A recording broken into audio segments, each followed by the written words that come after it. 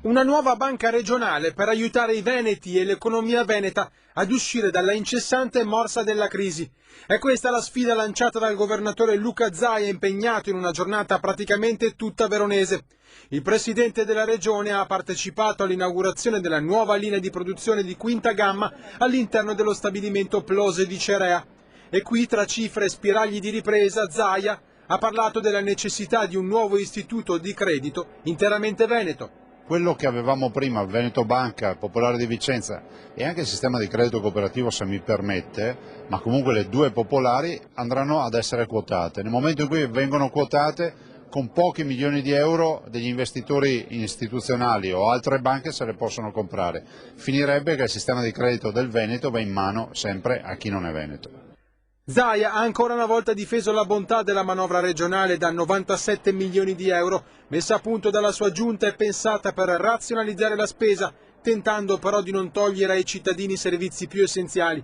Il dito da puntare non è contro di noi, spiega Zaia, ma semmai contro Roma e nella fattispecie Renzi e il suo governo. Nei primi 3 mesi del mio mandato, di questo mio secondo mandato, Roma ha tagliato più di 330 milioni di euro al Veneto.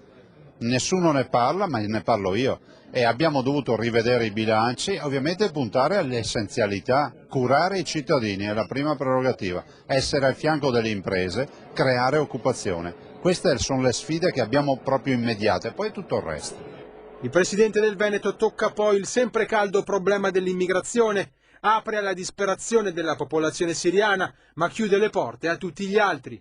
Innanzitutto non chiamiamoli profughi, solo 1 su 3 è profugo e lo avrà dimostrato dopo mesi. E stiamo dando ospitalità a migranti, spesso non sappiamo nulla di questi signori, non sappiamo se facevano le croce rossine al loro paese o i delinquenti, e abbiamo non la paura del diverso ma la paura dell'ignoto, di non sapere chi hai davanti. Dall'altro devo anche dire che le facce spettrali del profugo vero le abbiamo viste, ad esempio pensate ai siriani che abbiamo visto in TV. Quelli che vengono qui in perfetta forma fisica con l'iPhone e buttano per terra il cibo non sono profughi, vanno rimandati a casa. Zaia ha elogiato la dirigenza di Plose Linea Fresca, un'azienda che investe sulla tecnologia e sulla forza lavoro, ha detto il governatore. Grazie a questa nuova linea, infatti, sono 25 i neoassunti.